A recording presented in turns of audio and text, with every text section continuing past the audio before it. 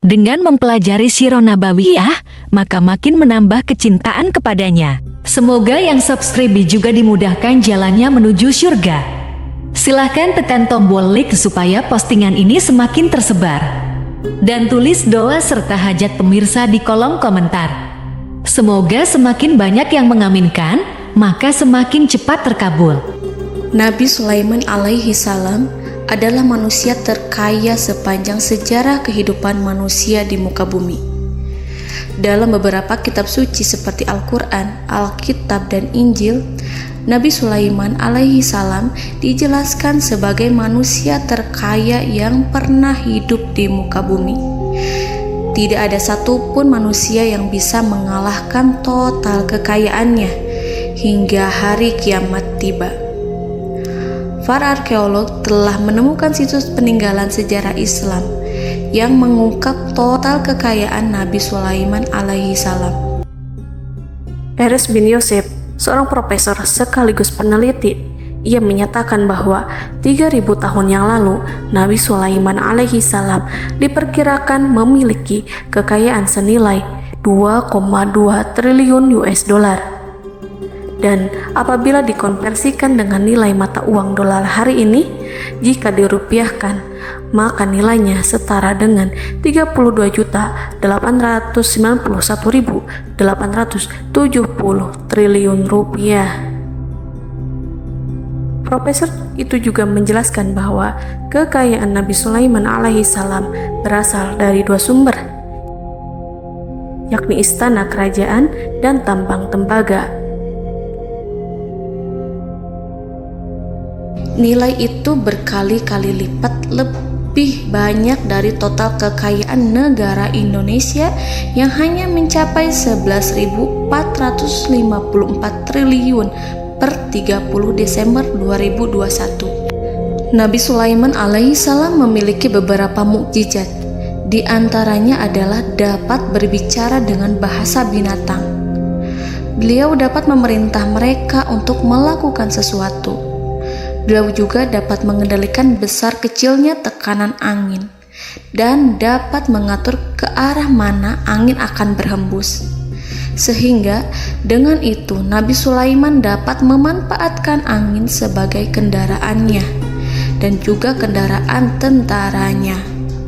Nabi Sulaiman juga bisa melunakkan besi dan membentuknya menjadi pakaian perang yang anti tusukan senjata tajam. Nabi Sulaiman juga memimpin para jin. Mereka tunduk dan patuh pada perintah Nabi Sulaiman alaihi salam.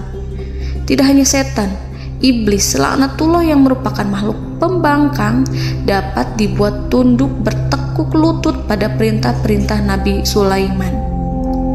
Nabi Sulaiman bisa melakukan teleportasi, yaitu berpindah dari suatu tempat ke tempat yang lain dalam waktu singkat. Peristiwa itu dibuktikan dengan pemindahan singgasana Ratu Balqis atas perintah Nabi Sulaiman. Nabi Sulaiman dikenal sebagai raja yang adil dan bijaksana. Nabi Sulaiman diberkahi kecerdasan yang luar biasa untuk menyatu padukan segenap kekuatan yang Allah berikan kepadanya. Ia mengelola dan membawa kerajaannya menjadi kekuatan raksasa yang tak terkalahkan di masanya dengan segenap kemampuan yang dimilikinya. Tentara Nabi Sulaiman adalah tentara terkuat di bumi tanpa ada yang menandingi. Pertanyaan mendasar yang muncul kali ini adalah dari mana sumber kekayaan dan kekuatan Nabi Sulaiman alaihi salam? Untuk mendapat jawaban dari pertanyaan itu, simak video ini sampai akhir. Sebelum itu, mari bantu channel ini terus berkembang dengan cara subscribe dan nyalakan tanda loncengnya. Berikan komentar yang positif dan berikan like serta share video ini. Bismillahirrahmanirrahim. Sungguh kami benar-benar telah menganugerahkan ilmu kepada Daud dan Sulaiman. Keduanya berkata, segala puji bagi Allah yang melebihkan kami dari kebanyakan hamba-hambanya yang mukmin. Sulaiman telah mewarisi Daud dan dia berkata, wahai manusia, kami telah diajari untuk memahami bahasa burung dan kami dianugerahi segala sesuatu. Sesungguhnya semua ini benar-benar karunia yang nyata. Quran surat An-Naml ayat 15-16. Saudara-saudaraku yang dirahmati Allah, pada ayat di atas disebutkan bahwa Sulaiman telah mewarisi Daud. Nabi Sulaiman mewarisi Nabi Daud dalam sisi kenabian dan kekuasaan, bukan mewarisi harta, karena para nabi tidak mewariskan harta. Sebab sepeninggalan mereka, harta para nabi menjadi sedekah bagi orang-orang yang ada di sekitarnya, yaitu orang-orang fakir dan orang-orang yang membutuhkan. Dan harta para nabi tidak dikhususkan bagi kalangan keluarganya. Rasulullah Shallallahu Alaihi Wasallam bersabda, "Kami para nabi tidak mewariskan." Nabi Sulaiman mewarisi kenabian dari Nabi Daud. Ini adalah hal yang jelas.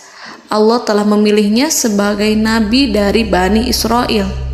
Begitu juga Allah telah memberinya kekuasaan kerajaan sehingga ia menjadi pemimpin Bani Israel. Barangkali sesuatu yang paling penting yang diwarisi oleh Nabi Sulaiman dari Nabi Daud adalah tradisi militer. Kemajuan militer yang dahsyat telah berpindah kepada Nabi Sulaiman. Nabi Daud sebenarnya adalah seorang pengembala kambing yang sangat miskin, tetapi seiring dengan perjalanan waktu, ia menjadi komandan pasukan tiada tanding. Nabi Daud alaihi salam mengetahui bahwa kekuatan hakiki yang mengatur alam semesta adalah kekuatan Allah.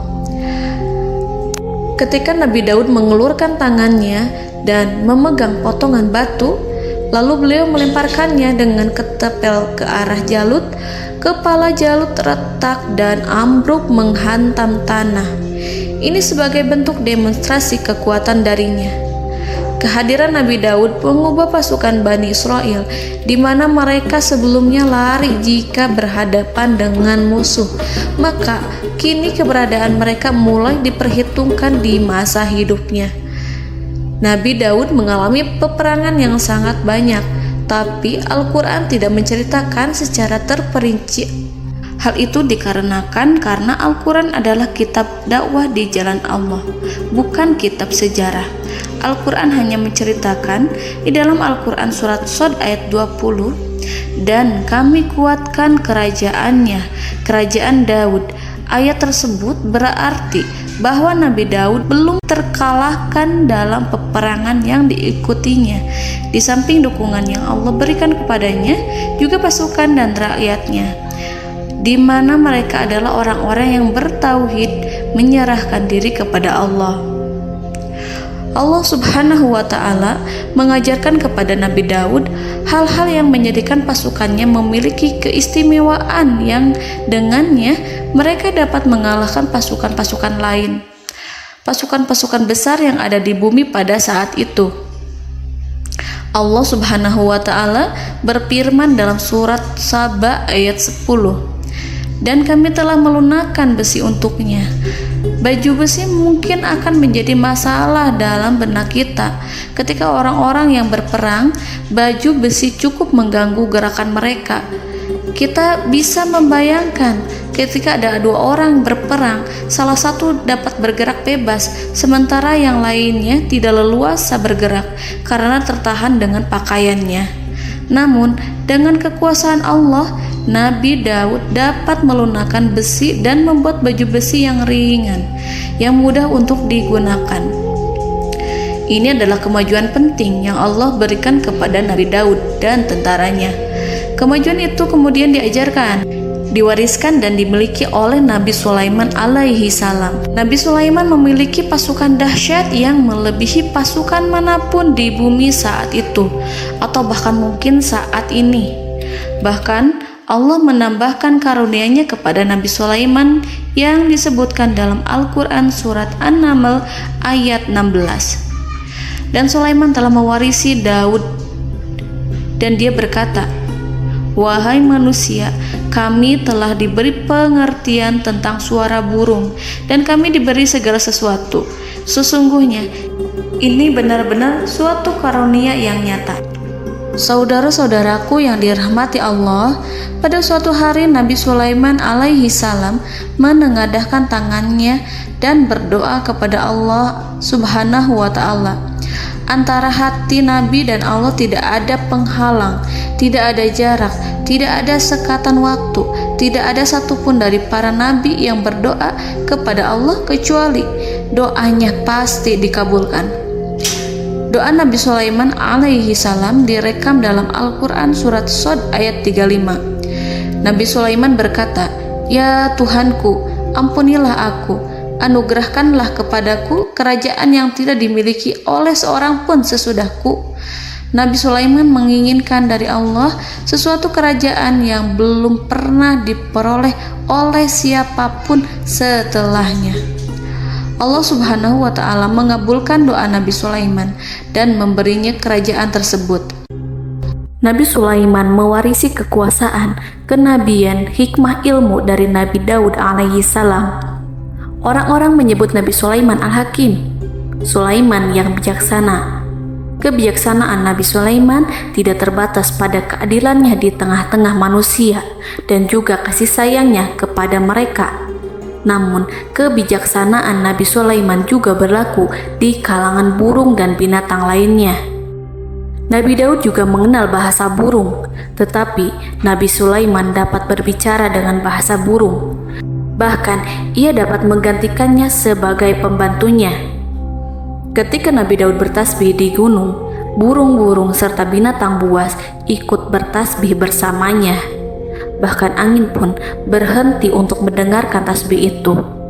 Sedangkan Nabi Sulaiman alaihi salam, Allah Subhanahu wa ta'ala memberinya karunia lebih dari itu, di mana binatang-binatang buas tunduk padanya, begitu juga angin dan burung. Saudara-saudaraku yang dirahmati Allah, Nabi Sulaiman alaihi salam mampu mendengarkan bisikan semut yang berbicara kepada sesama mereka. Bahkan ia mampu memerintahkan semut tersebut sehingga semut itu menjadi taat pada perintahnya. Pasukan Nabi Sulaiman memiliki kekuatan yang sangat dahsyat. Belum pernah ada di dunia ini satu pasukan pun yang memiliki kekuatan seperti itu. Kekuatan Nabi Sulaiman berasal dari beberapa kombinasi yang sangat mengagumkan, sehingga karenanya ia tidak dapat tertandingi. Kekuatan itu terdiri dari manusia, binatang-binatang, jin, dan lain sebagainya. Kita mengetahui bahwa jin adalah makhluk Allah dan manusia tidak mampu melihatnya atau menghadirkannya atau meminta pertolongan kepadanya. Sedangkan Nabi Sulaiman telah diberi Allah suatu kemampuan untuk menundukkan jin, mempekerjakan mereka sebagai tentara di tengah-tengah peperangan. Bahkan ia mampu menjadikan mereka sebagai pekerja-pekerja kasar di kerajaannya saat tidak ada peperangan. Oleh sebab itu, ketika ada pasukan lain yang mencoba melawan pasukan Nabi Sulaiman, mustahil mereka akan mendapatkan kemenangan. Bahkan pasukan Nabi Sulaiman diperkuat oleh pasukan burung. Burung di pasukan Nabi Sulaiman memerankan tugas penting, yaitu menjadi agen intelijen. Kita mengetahui bahwa peranan informasi saat peperangan adalah hal yang penting. Dari informasi tersebut, pasukan dapat mengetahui keadaan lawannya. Demikianlah peranan burung pada pasukan Sulaiman. Ia terbang di tengah-tengah musuh. Kemudian, ia kembali kepada Nabi Sulaiman untuk menyampaikan berita tentang keadaan lawannya. Di samping jin dan burung, Allah juga menundukkan angin untuk Nabi Sulaiman. Nabi Sulaiman dapat memerintahkan angin dan ia mampu untuk menaiki angin tersebut.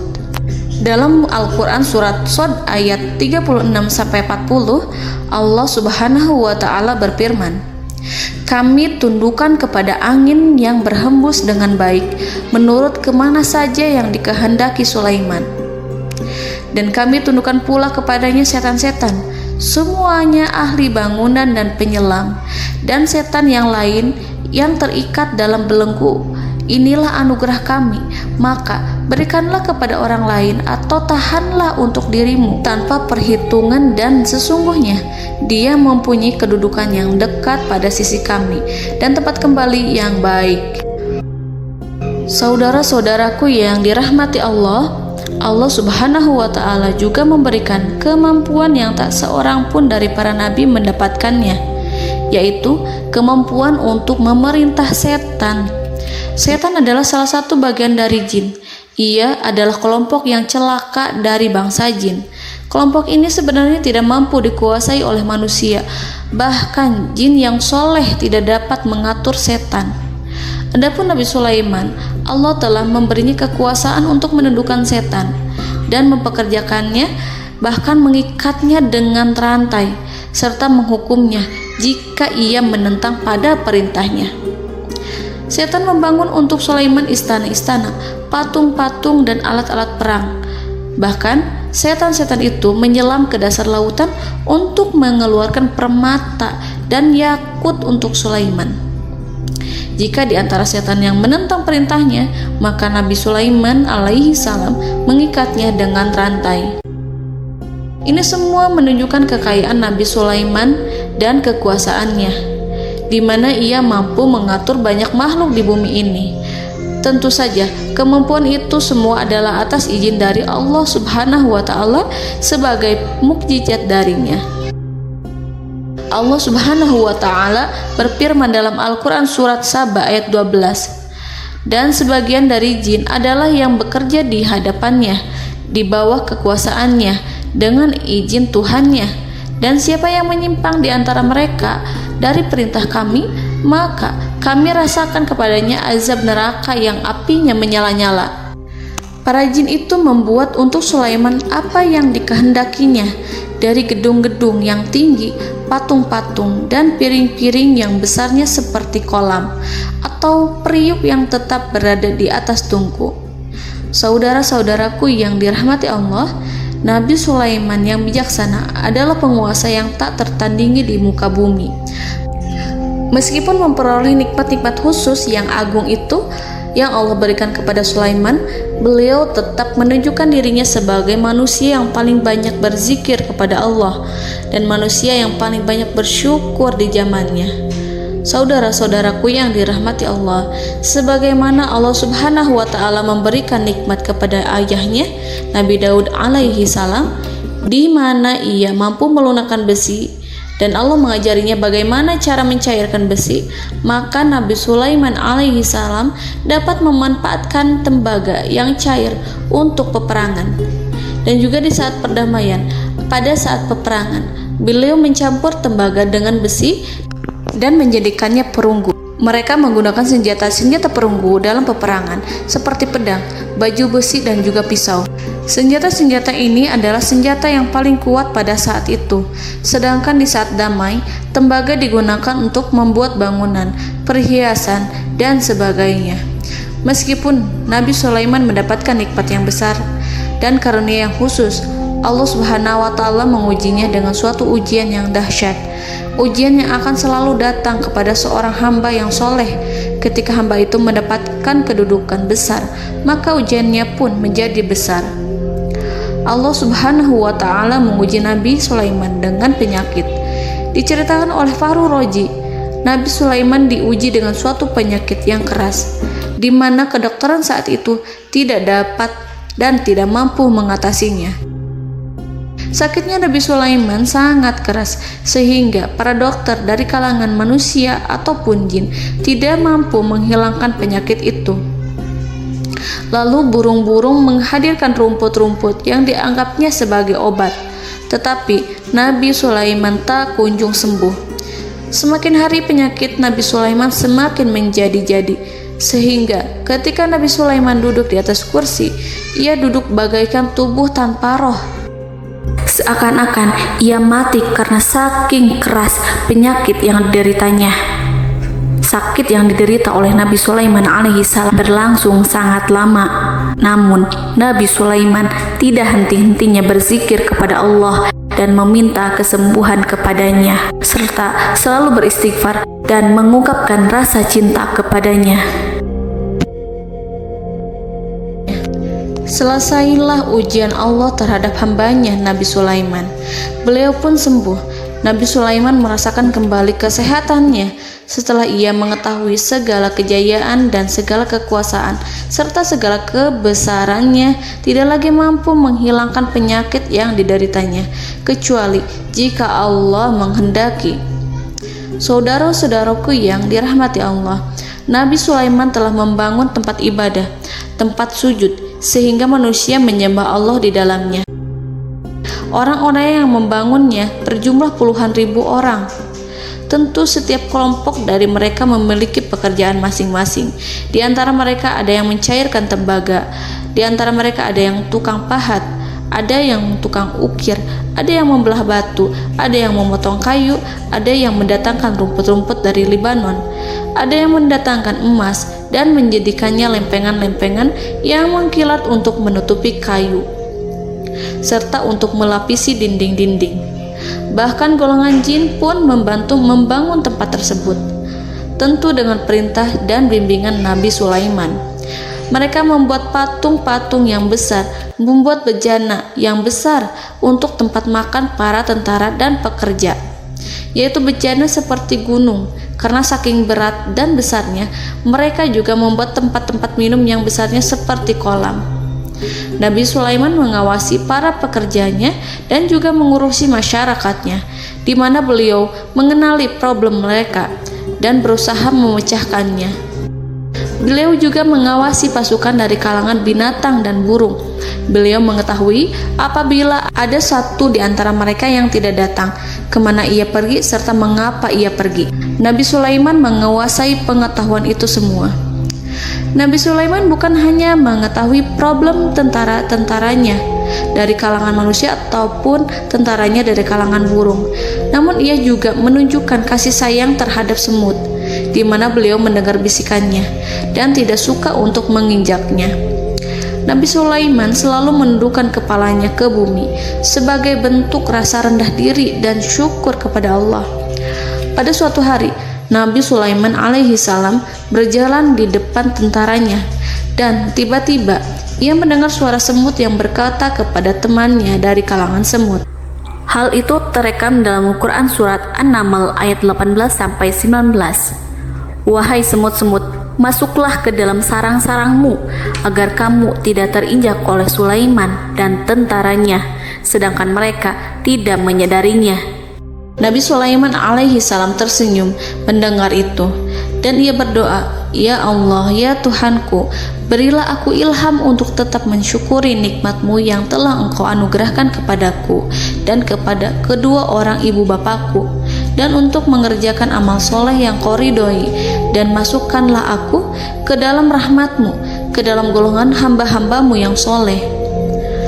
Saudara-saudaraku yang dirahmati Allah, meskipun Nabi Sulaiman mendapatkan kekuasaan dan memiliki tentara yang besar, namun beliau menunjukkan kasih sayang terhadap bangsa semut. Beliau mendengarkan bisikannya dan melihat semut yang ada di depannya. Oleh karena itu, tak mungkin baginya untuk menginjak golongan semut itu. Nabi Sulaiman bersyukur kepada Allah telah memberinya nikmat, yaitu nikmat rahmat dan kasih sayang. Di samping itu, Nabi Sulaiman alaihi salam adalah orang paling kaya di dunia. Istananya terbuat dari kayu gaharu yang memiliki wangi harum. Istananya terbuat dari emas yang terkadang dari kristal. Beliau juga memiliki kursi besar yang terbuat dari emas dan permata. Istana Nabi Sulaiman merupakan istana yang paling besar di dunia. Nabi Sulaiman menggunakan pakaian dari emas dan permata. Meskipun demikian, Nabi Sulaiman tetap menunjukkan sebagai hamba yang berserah diri dan rendah diri di hadapan Allah Subhanahu wa Ta'ala. Nabi Sulaiman yang merendahkan diri di hadapan Allah, ia selalu sujud kepada Allah, sebagaimana ayahnya yang selalu bertasbih pada Allah. Nabi Sulaiman selalu melantunkan lagu-lagu cinta ilahi dan hanya memuji Allah Subhanahu wa Ta'ala. Pada suatu hari, Nabi Sulaiman alaihi salam mengeluarkan perintah kepada pasukannya untuk bersiap-siap. Kemudian, Nabi Sulaiman keluar dan memeriksa pasukannya satu demi satu. Kelompok yang pertama adalah kelompok manusia. Nabi Sulaiman memperhatikan kesiapan mereka. Lalu Nabi Sulaiman mengeluarkan perintah-perintah kepada mereka. Kemudian Nabi Sulaiman memeriksa kelompok jin dan menyampaikan perintahnya kepada mereka. Beliau memenjarakan jin yang tampak bermalas-malasan saat bekerja. Lalu beliau memeriksa binatang dan berkata kepada mereka, apakah mereka sudah makan dengan baik? Apakah mereka tidur dengan nyenyak? Apakah ada yang mengadu pada mereka, misalkan karena penyediaan makanan yang tidak layak? Apakah ada di sana yang sakit dan lain sebagainya? Ketika Nabi Sulaiman merasa puas dengan semuanya, Nabi Sulaiman memasuki tenda tempat berkumpulnya para burung. Nabi Sulaiman alaihissalam kemudian memasuki tenda tersebut, mengamati keadaan di sekitarnya, sehingga beliau mengetahui bahwa ada satu burung yang tidak hadir, yaitu burung hudhud. Mengapa aku tidak melihat burung hudhud? Burung-burung yang lain tampak terdiam sebagai penghormatan, dan mereka mendengarkan apa yang akan dikatakan pemimpin mereka. Nabi Sulaiman mengarahkan pandangannya pada semua burung dan tidak menemukan burung hudhud di antara mereka. Tak seekor burung pun yang mengetahui keberadaannya. Burung hudhud absen pada apel wajib kali ini. Nabi Sulaiman mulai menampakkan kemarahannya. Tiba-tiba, seekor burung kecil memberanikan diri untuk berkata kepada Nabi Sulaiman, Wahai Nabi yang mulia, seharusnya Hudhud ada bersamaku kemarin untuk melaksanakan tugas penyelidikan. Ia adalah pemimpin misi itu. Namun, burung Hudhud belum datang. Oleh karena itu, aku tidak pergi bersamanya. Burung itu tampak gemetar. Nabi Sulaiman mengetahui bahwa Hudhud tidak hadir dan tak seorang pun mengetahui kemana ia pergi. Burung hudhud pergi tanpa izin terlebih dahulu. Dalam keadaan marah, Nabi Sulaiman berkata, "Sungguh aku benar-benar akan mengazabnya dengan azab yang sangat keras atau benar-benar menyembelihnya, kecuali jika ia benar-benar datang kepadaku dengan alasan yang jelas." Kawanan burung-burung mengetahui bahwa Nabi Sulaiman sedang marah dan telah menetapkan untuk menyiksa burung hudhud atau menyembelihnya atau justru memaafkannya dengan syarat ia datang dengan membawa alasan yang dapat menyelamatkannya, atau dengan kata lain, burung hudhud dapat memastikan bahwa ia melaksanakan tugas yang penting. Nabi Sulaiman menunjukkan kemarahan yang besar sehingga siapapun akan merasa takut kepada Nabi Sulaiman yang marah. Nabi Sulaiman kemudian pergi dari tempat burung tersebut. Nabi Sulaiman masih memikirkan keadaan burung hudhud. Seharusnya burung hudhud menjadi bagian penting dari badan intelijen. Apakah ia pergi untuk menyingkap suatu, atau apakah ia pergi hanya untuk bermain-main? Nabi Sulaiman telah memperhatikan dan mengetahui bahwa burung hudhud adalah seekor burung yang cerdik dan juga fasih berbicara. Terkadang Nabi Sulaiman mendapati burung hudhud sedang bermain-main dan menunda-nunda pekerjaannya. Namun ketika Nabi Sulaiman melihatnya, burung hudhud memahami bahwa perbuatannya tidak benar. Oleh karena itu, ia tidak boleh menyampur adukan antara waktu serius dan waktu bermain. Tidak lama setelah itu, burung hudhud tiba di tempat para burung. Burung-burung yang lain berkata kepadanya, "Wahai hudhud, pergilah engkau ke tempat Nabi Sulaiman. Jika ia mengetahui bahwa engkau telah sampai, jiwamu benar-benar terancam." Mendengar itu, burung hudhud segera beranjak. Ia terbang menemui Nabi Sulaiman. Pada waktu itu, Nabi Sulaiman sedang duduk bersama tentaranya yang lain. Burung hudhud berdiri. Ia telah merencanakan untuk memulai pembicaraan dengan Nabi Sulaiman sebelum Nabi Sulaiman bertanya kepadanya kemana dia pergi. Ini sebagai bukti bahwa hudhud telah melaksanakan suatu tugas yang penting.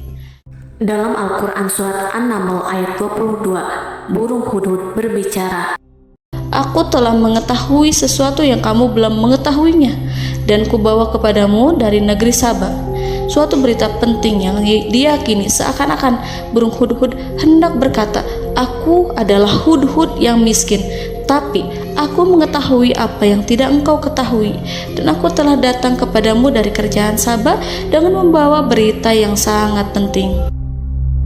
Nabi Sulaiman tampak terdiam menunggu hudhud menyelesaikan kisahnya. Dalam surat An-Naml ayat 23-24, burung hudhud berkata, Sesungguhnya aku menjumpai seorang wanita yang memerintah mereka. Dia dianugerahi segala sesuatu serta mempunyai singgasana yang besar. Aku mendapati dia dan kaumnya menyembah matahari selain Allah, dan setan-setan telah menjadikan mereka memandang indah perbuatan-perbuatan mereka, lalu menghalangi mereka dari jalan Allah, sehingga mereka tidak mendapat petunjuk.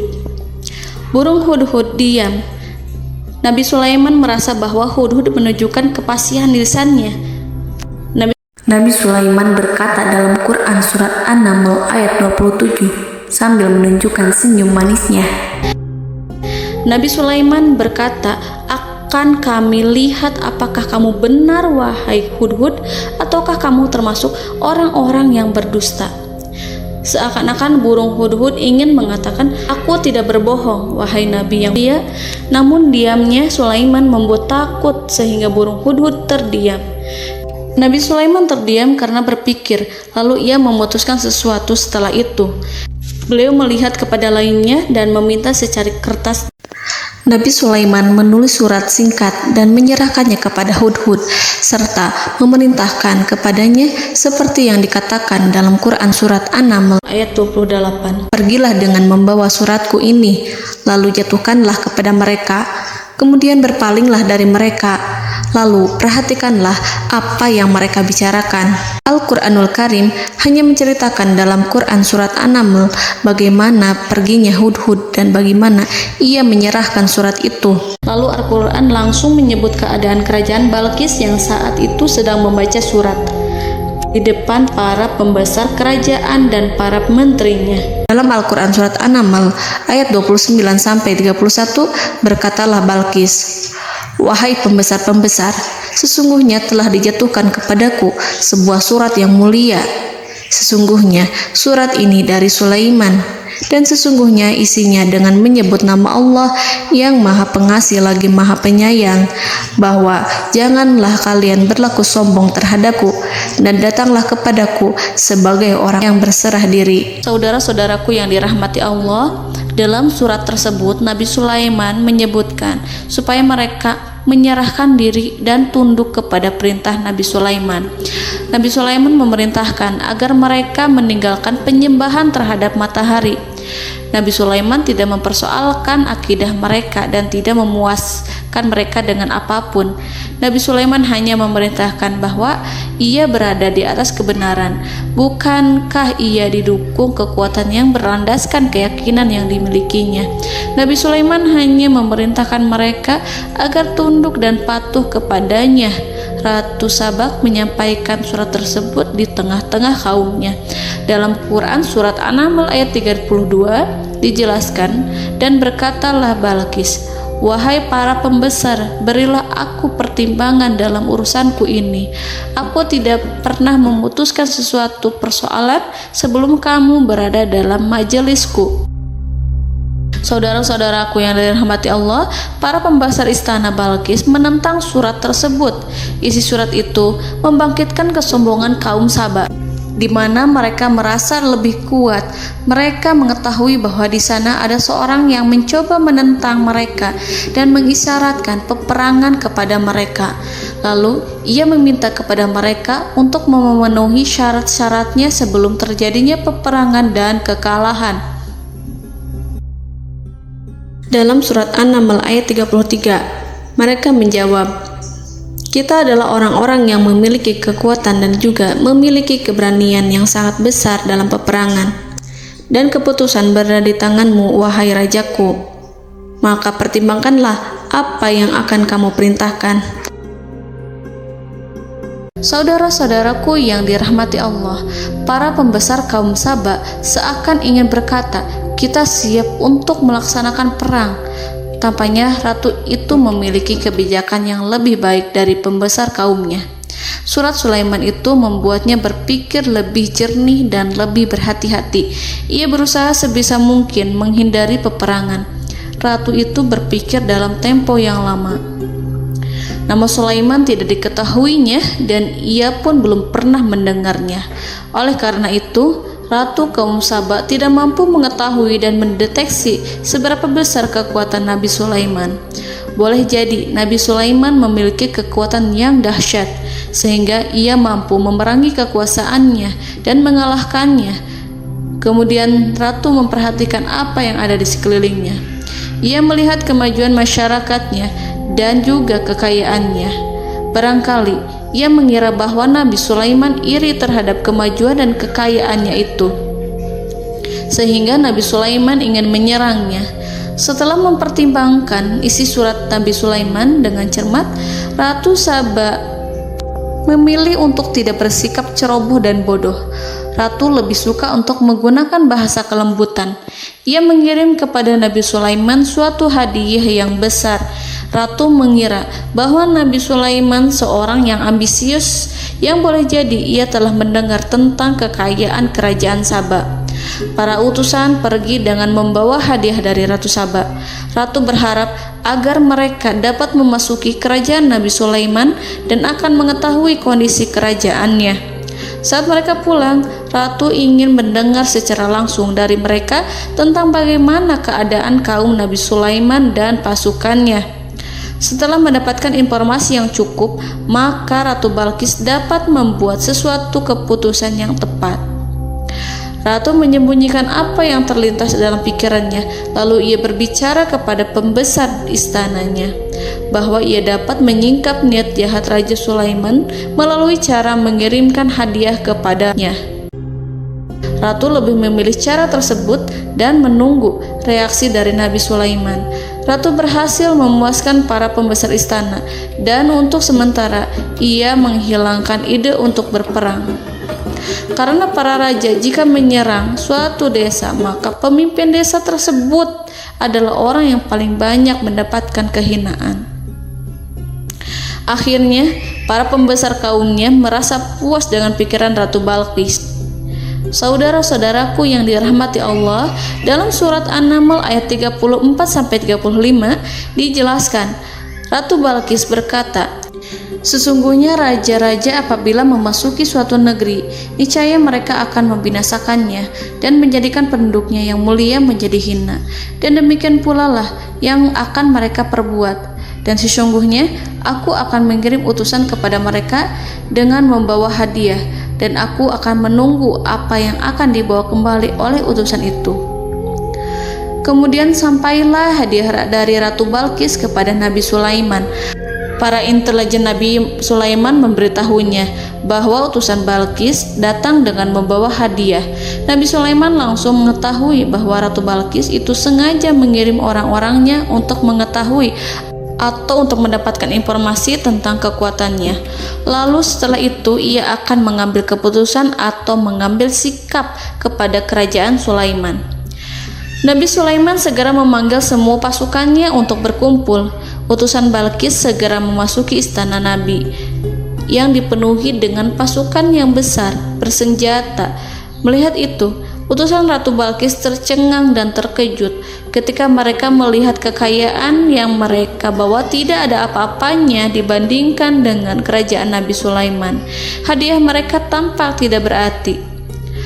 Emas yang mereka bawa tampak tidak memiliki makna saat mereka memasuki istana Nabi Sulaiman yang terbuat dari kayu-kayu pohon gaharu yang mengeluarkan bau yang harum serta dihiasi dengan emas permata. Para utusan Ratu Balqis berdiri bersama Nabi Sulaiman dan menyaksikan bagaimana Nabi Sulaiman mengendalikan pasukannya. Kemudian mereka mulai berpikir tentang kekuatan dan kualitas pasukan Nabi Sulaiman. Betapa kagetnya mereka ketika melihat di tengah-tengah pasukan itu terdapat singa, burung, dan tentara dari kalangan manusia yang mampu terbang. Mereka pun sadar bahwa mereka di hadapan pasukan yang tiada tandingannya. Selesailah demonstrasi pasukan Nabi Sulaiman. Kemudian para utusan ratu dipersilahkan maju ke tempat hidangan makanan. Para utusan itu sangat terkejut ketika melihat berbagai macam makanan dari penjuru dunia ada di depannya. Dan di antara makanan itu terdapat pula makanan yang biasa ditemukan di negeri mereka. Tetapi mereka melihat bahwa makanan itu memiliki rasa yang lebih istimewa. Selain itu, piring-piring yang ada di depan mereka terbuat dari emas dan mereka dilayani oleh laki-laki yang berhias dengan emas. Di meja makan itu terdapat burung, ikan laut, dan berbagai macam daging yang mereka tidak mampu lagi membedakan daging apa itu. Nabi Sulaiman tidak makan bersama mereka, tapi beliau makan dengan menggunakan piring yang terbuat dari kayu. Beliau memakan roti yang kering yang dicampur dengan minyak. Inilah makanan yang dipilih Nabi Sulaiman. Makan bersama mereka dalam keadaan diam, mereka merasa kehadiran Nabi Sulaiman menciptakan suatu wibawa yang luar biasa. Selesai perjamuan itu, lalu dengan sangat malu mereka menyerahkan hadiah dari Ratu Balqis kepada Nabi Sulaiman. Hadiah itu berupa emas yang bagi mereka hadiah itu sangat bernilai tinggi. Tapi di sini hadiah itu tampak kecil di hadapan kekayaan-kekayaan Nabi Sulaiman yang sangat mengagumkan. Nabi Sulaiman memperhatikan hadiah dari Ratu Balqis itu dan berkata dalam Quran surat An-Naml ayat 36, "Maka apa yang diberikan Allah kepadaku lebih baik daripada apa yang diberikannya kepadamu, tetapi kamu merasa bangga dengan hadiahmu." Saudara-saudaraku, Raja Sulaiman menyingkap dengan kata-katanya yang singkat itu penolakannya terhadap hadiah mereka. Ia memberitahu utusan itu bahwa ia tidak menerima hadiah tersebut. Ia tidak merasa puas dengan hadiah itu. Yang membuatnya puas hanyalah, "Janganlah kalian berlaku sombong terhadapku dan datanglah kepadaku sebagai orang-orang yang berserah diri." Lalu Nabi Sulaiman berkata kepada mereka dengan pelan. Hal itu diabadikan dalam Al-Quran surat An-Naml ayat 37. "Kembalilah kepada mereka. Sungguh kami akan mendatangi mereka dengan bala tentara yang mereka tidak kuasa melawannya. Dan pasti kami akan mengusir mereka dari negara itu, yaitu negeri Saba, dengan terhina. Dan mereka akan menjadi tawanan-tawanan yang hina." Saudara-saudaraku yang dirahmati Allah, Nabi Sulaiman kemudian meninggalkan para utusan ratu setelah terlebih dahulu mengancam mereka. Para utusan itu berharap agar Nabi Sulaiman mau menunggu kunjungan Ratu Balqis yang akan membawa misi perdamaian. Akhirnya, sampailah para utusan Ratu Balqis ke negeri Saba. Mereka segera menuju istana sang ratu. Mereka memberitahu bahwa negeri mereka ada di ujung tanduk. Mereka menceritakan kepada ratu tentang kekuatan Nabi Sulaiman dan tidak mungkin bagi mereka mampu melawannya. Mereka meyakinkan Ratu Balqis bahwa ia harus mengunjunginya dan melihat sendiri bagaimana kebesaran kerajaan Nabi Sulaiman. Kemudian Ratu Balqis menyiapkan dirinya untuk pergi menuju kerajaan Nabi Sulaiman. Nabi Sulaiman duduk di kursi kerajaan di tengah-tengah para pembesarnya dan para menterinya, serta para komandan pasukannya. Beliau berpikir tentang sosok Balqis. Nabi Sulaiman mengetahui bahwa Balqis menuju tempatnya. Balqis dikelilingi rasa takut. Nabi Sulaiman berpikir sejenak tentang bagaimana matahari disembah. Ia memikirkan bagaimana informasi yang diterima oleh intelijennya tentang kemajuan kerajaan Balqis dalam bidang kesenian dan ilmu pengetahuan. Nabi Sulaiman bertanya kepada dirinya sendiri, apakah kemajuan menjadi penghalang untuk mengetahui kebenaran? Apakah ratu itu senang dengan kekuatan yang dicapainya? Dan ia membayangkan bahwa kekuatannya adalah segalanya. Dengan kemajuan yang dimilikinya, Nabi Sulaiman ingin membuat kejutan agar ratu mengetahui bahwa Islam yang diyakini oleh Nabi Sulaiman adalah satu-satunya yang mampu mendatangkan kemajuan dan kekuatan yang hakiki, sehingga ia dapat membandingkan antara keyakinannya dalam menyembah matahari beserta kemajuan yang dicapainya dengan keyakinan Nabi Sulaiman beserta kemajuan yang diraihnya. Saudara-saudaraku yang dirahmati Allah, para mata-mata Nabi Sulaiman telah memberitahunya bahwa hal yang sangat disegani dan dikagumi oleh kaum Balqis adalah kerajaan Saba, yaitu singgasana Ratu Balqis. Singgasana itu terbuat dari emas dan batu delima. Singgasana tersebut dijaga oleh penjaga yang sangat disiplin, di mana mereka tidak pernah lalai sedikit pun. Oleh karena itu, sangat tepat apabila Nabi Sulaiman menghadirkan singgasananya di sini, di kerajaannya. sehingga ketika ratu tiba, maka ia dapat duduk di atasnya. Nabi Sulaiman ingin membuat kejutan kepadanya dan menunjukkan bahwa kemampuannya tersebut yang berlandaskan pada keislaman. Nabi Sulaiman melakukan yang demikian itu dengan harapan agar si ratu tunduk kepadanya. Ide itu terlintas dalam diri Nabi Sulaiman. Lalu ia mengangkat kepalanya dan menoleh kepada anak buahnya.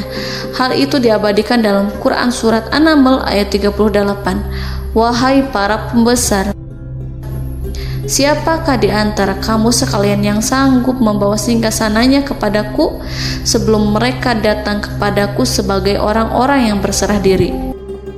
Saudara-saudaraku, perhatikanlah ungkapan pikiran Nabi Sulaiman tersebut. Semua pemikirannya berkisar tentang keislaman para penyembah matahari, tentang bagaimana beliau dapat memberikan petunjuk kepada mereka di jalan Allah. Yang pertama menjawab pertanyaan Nabi Sulaiman adalah jin Ifrit. Dalam Quran Surat An-Naml ayat 39, berkatalah Ifrit yang cerdik dari golongan jin, "Aku akan datang kepadamu dengan membawa singgasana itu sebelum kamu berdiri dari tempat dudukmu. Sesungguhnya aku benar-benar kuat untuk membawanya, lagi dapat dipercaya." Nabi Sulaiman berdiri dari tempat duduknya. Setelah 1 jam atau 2 jam, jin itu berjanji kepadanya untuk menghadirkan singgasana Balkis. Sebelum itu, istana Nabi Sulaiman di Palestina, sedangkan istana Balkis terletak di Yaman. Antara singgasana tersebut dengan singgasana Nabi Sulaiman berjarak lebih dari ribuan mil. Barangkali pesawat yang cepat sekalipun yang kita kenal hari ini tidak akan mampu membawa dan mendatangkan istana itu dalam waktu 1 jam. Tetapi masalahnya di sini, berhubung dengan kekuatan jin yang serba misterius, Nabi Sulaiman tidak mengomentari sedikit pun terhadap apa yang dikatakan oleh Ifrit. Nabi Sulaiman tampak menunggu tanggapan lain yang mampu menghadirkan singgasana Balkis yang lebih cepat dari jin Ifrit. Nabi Sulaiman menoleh kepada seorang yang di sana, yang duduk di atas naungan. Hal itu diceritakan dalam Al-Quran Surat An-Naml ayat 40. Berkatalah seseorang yang mempunyai ilmu dari Alkitab, "Aku akan membawa singgasana itu kepadamu sebelum matamu berkedip." Maka tatkala Sulaiman melihat singgasana itu terletak di hadapannya, ia pun berkata, "Ini termasuk karunia Tuhanku untuk menguji aku. Apakah aku akan bersyukur atau mengingkari nikmatnya? Dan barang siapa yang bersyukur, maka sesungguhnya dia bersyukur untuk kebaikan dirinya sendiri. Dan barang siapa yang ingkar, maka sesungguhnya Tuhanku maha kaya lagi maha mulia." Saudara-saudaraku, belum lama seseorang yang mempunyai ilmu dari Alkitab menyatakan kalimatnya, sehingga singgasana itu tiba-tiba ada di depan Nabi Sulaiman, yang mampu menghadirkan singgasana itu lebih cepat dari kedipan mata. Al-Quranul Karim tidak menyingkap kepribadian seseorang yang menghadirkan singgasana itu. Al-Quran hanya menggarisi bahwa orang itu mempunyai ilmu dari Alkitab. Al-Quran tidak menjelaskan kepada kita apakah ia seorang malaikat ataukah manusia ataukah jin. Al-Quran sengaja tidak menyingkap hakikat kitab yang dimaksud. Saudara-saudaraku yang dirahmati Allah, setelah melihat singgasana itu, Nabi Sulaiman bersyukur kepada Allah. Ia mulai memperhatikan singgasana sang ratu. Singgasana tersebut merupakan simbol pembangunan dan juga kemajuan, tetapi nampaknya ia hanya sesuatu yang biasa saja jika dibandingkan dengan kekuasaan dan kebesaran ciptaan yang dibuat oleh manusia dan jin di kalangan istana Nabi Sulaiman. Nabi Sulaiman memikirkan dalam tempo yang sangat lama singgasana Ratu Balkis itu. Kemudian beliau memerintahkan agar singgasana itu diperbaiki, sehingga saat Ratu Balkis datang, dia akan mengujinya. Apakah Ratu Balkis dapat mengenali singgasananya ataukah tidak? Dalam Al-Quran Surat An-Naml ayat 41, Nabi Sulaiman berkata, "Ubahlah baginya singgasananya, maka kita akan melihat apakah dia mengenal ataukah dia termasuk orang-orang yang tidak mengenalnya." Saudara-saudaraku yang dirahmati Allah, Nabi Sulaiman memerintahkan agar dibangun istana yang akan digunakan untuk menyambut Ratu Balkis. Nabi Sulaiman memilih tempat di laut, dan ia memerintahkan agar dibangun suatu istana di mana sebagian besarnya terdiri dari air laut. Nabi Sulaiman memerintahkan agar lantainya itu terbuat dari kaca yang tebal dan kuat, sehingga orang-orang yang berjalan di atas istana itu akan dapat melihat di bawahnya ada ikan-ikan berwarna-warni yang berenang-renang. Dan mereka akan melihat rumput-rumput laut yang bergerak-gerak.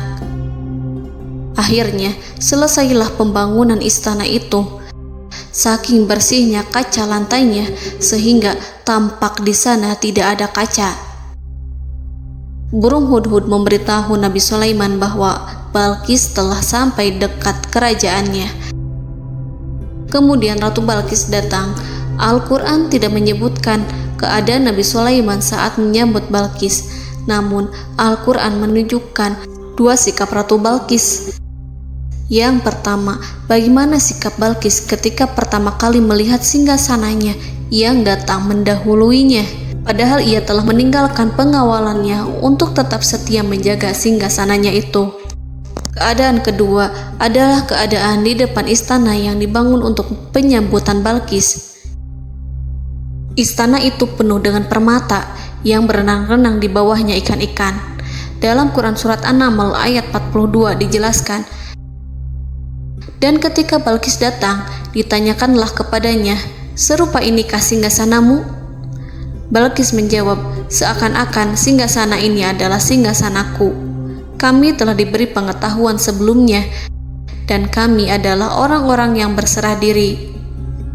Saudara-saudaraku, pada dialek di atas, Balqis melihat singgasananya dan ia tercengang saat mengetahui bahwa itu adalah singgasana miliknya. Namun kemudian ia mulai ragu karena melihat tidak sepenuhnya itu singgasana miliknya. Jika itu benar-benar miliknya, lalu bagaimana ia datang mendahuluinya? Dan bila bukan singgasananya, maka bagaimana Sulaiman dapat meniru sepersis dan seteliti itu? Padahal Sulaiman tidak pernah sekalipun ke kerajaannya. Nabi Sulaiman berkata saat melihat Balqis mengamati singgasananya, apakah ini singgasanamu? Balqis terlihat sangat kebingungan, namun setelah itu ia menjawab, sepertinya benar. Nabi Sulaiman berkata, kami telah diberi ilmu sebelumnya dan kami sebagai orang-orang muslim. Saudaraku yang dirahmati Allah, melalui pertanyaan Nabi Sulaiman ingin mengisyaratkan kepada Balqis agar ia membandingkan antara keyakinannya beserta ilmu yang dicapainya dengan keyakinan Nabi Sulaiman yang muslim beserta pengetahuan yang telah diraihnya. Penyembahan terhadap matahari dan pencapaian ilmu yang dicapai oleh Ratu Balqis tanpa tidak ada apa-apanya dibandingkan dengan ilmu Nabi Sulaiman dan keislaman. Nabi Sulaiman telah mendahuluinya dalam bidang ilmu karena keislamannya. Karena itu, sangat mudah baginya untuk mengungguli Balqis dalam ilmu-ilmu yang lainnya. Demikianlah yang disyaratkan dalam pertanyaan Nabi Sulaiman kepada Ratu Balqis. Ratu Saba itu mengetahui bahwa ini adalah singgasananya, di mana singgasana itu datang lebih dahulu daripada dirinya. Beberapa bagian darinya telah diubah saat Balqis masih di perjalanan menuju ke tempat Nabi Sulaiman. Ia berpikir kemampuan apa yang dimiliki Nabi Sulaiman. Ratu Balqis tercengang melihat apa yang disaksikannya, yang berupa buah dari keimanan Nabi Sulaiman dan hubungannya dengan Allah Subhanahu wa Ta'ala. Sebagaimana Balqis juga tercengang ketika melihat kemajuan di bidang ilmu pembangunan, seni, dan ilmu-ilmu yang lainnya. Maka ia tidak lebih kagum lagi saat melihat hubungan yang kuat antara keislaman Nabi Sulaiman dengan ilmunya, serta kemajuan yang diraihnya. Dalam Al-Quran Surat An-Naml ayat 43 dijelaskan, dan apa yang disembahnya selama ini selain Allah mencegahnya untuk melahirkan keislamannya, karena sesungguhnya ia terdahulu termasuk orang-orang yang kafir. Saudara-saudaraku yang dirahmati Allah, berguncanglah dalam benak Balqis ribuan hal ketika melihat keyakinan kaumnya runtuh di hadapan Nabi Sulaiman. Ia menyadari matahari yang disembahnya hanya merupakan ciptaan Allah, dan Allah lah yang menggerakkannya untuk hamba-hambanya. Lalu terbitlah matahari kebenaran dalam dirinya. Hatinya diterangi oleh cahaya baru yang tidak akan tenggelam seperti tenggelamnya matahari. Masa keislamannya hanya menunggu waktu. Ratu Balqis memilih waktu yang tepat untuk mengumumkan keislamannya.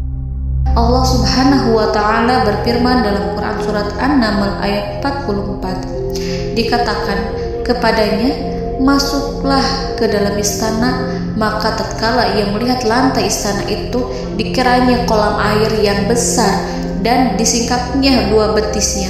Berkatalah Sulaiman, sesungguhnya ia adalah istana licin yang terbuat dari kaca. Berkatalah Balqis, wahai Tuhanku, sesungguhnya aku telah berbuat zalim terhadap diriku dan aku berserah diri bersama Sulaiman kepada Allah Tuhan semesta alam. Saudara-saudaraku yang dirahmati Allah, dikatakan kepada Balqis, masuklah ke dalam istana. Ketika ia masuk, maka ia tidak menyaksikan adanya kaca, tetapi ia melihat air, sehingga ia mengira akan bersinggungan dengan air.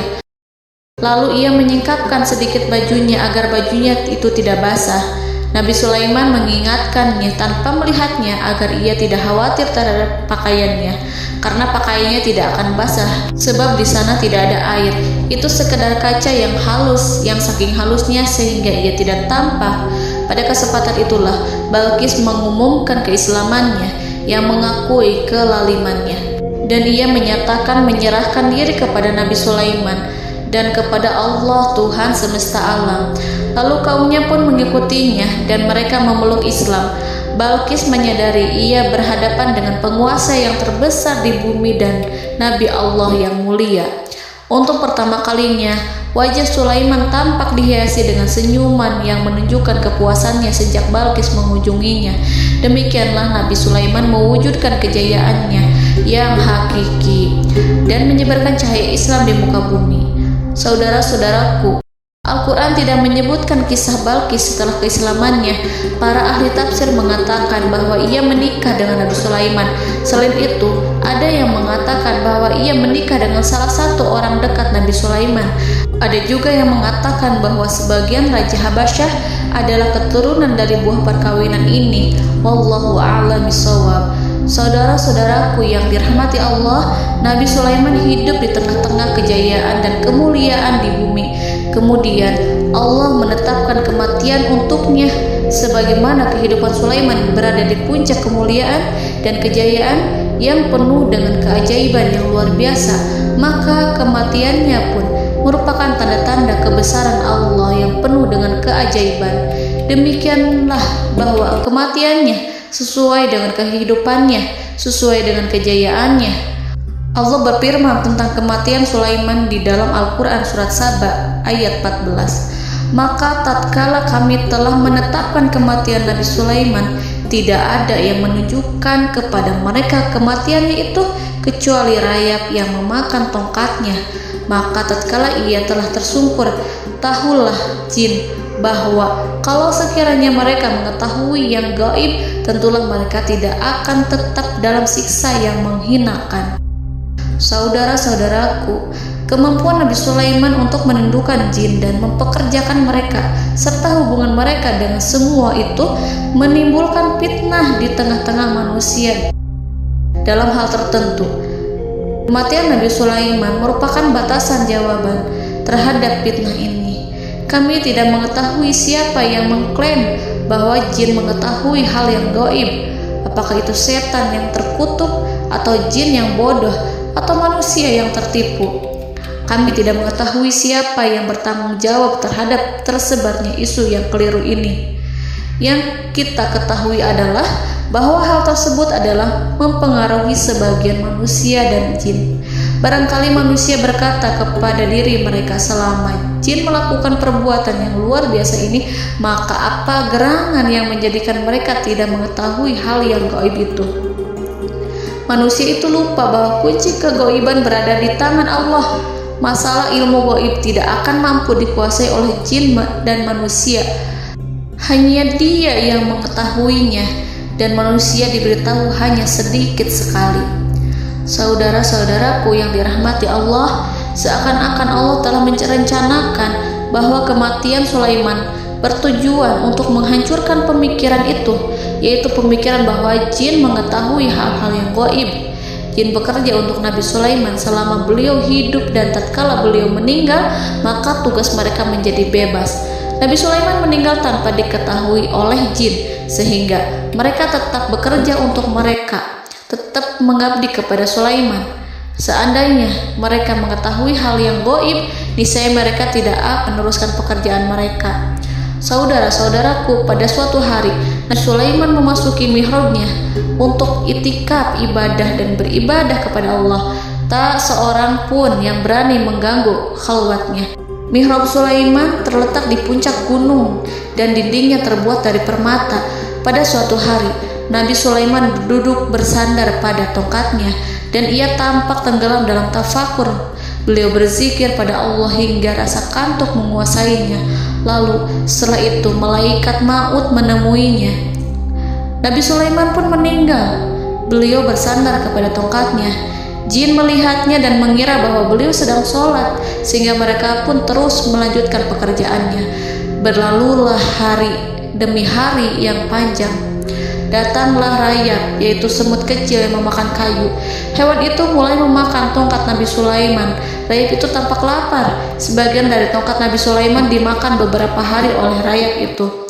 Ketika yang dimakannya semakin bertambah, maka tongkat itu pun menjadi rusak dan kemudian jatuh dari tangan Nabi Sulaiman alaihi salam. Tubuh mulia itu kehilangan keseimbangan dan kemudian jatuh terhempas di bumi. Tatkala tubuh suci itu tersungkur, maka manusia segera menuju ke arahnya. Mereka menyadari dan mengetahui bahwa Nabi Sulaiman telah meninggal dalam waktu yang lama. Jin menyadari bahwa mereka tidak mengetahui hal yang gaib, dan manusia pun mengetahui hakikat ini. Seandainya jin mengetahui hal yang gaib, niscaya ia tidak akan meneruskan siksa yang hina. Mereka tidak akan bekerja kepada Sulaiman. Demikianlah Nabi Sulaiman alaihi salam meninggal dalam keadaan duduk dan sholat di mihrabnya. Lalu berita itu tersebar bagaikan api di bumi. Manusia, burung, dan binatang buas mengantarkan jenazah Nabi Sulaiman. Sekawanan burung tampak sedih dan menangis. Semua makhluk bersedih. Akhirnya tak seorang pun mengetahui bahasa burung di bumi. Meninggallah seorang yang memahami pembicaraan burung, binatang-binatang, jin, dan lain sebagainya. Burung-burung itu berkata, betapa beratnya kehidupan di tengah orang-orang yang tidak mengetahui pembicaraan kita. Allahu a'lam.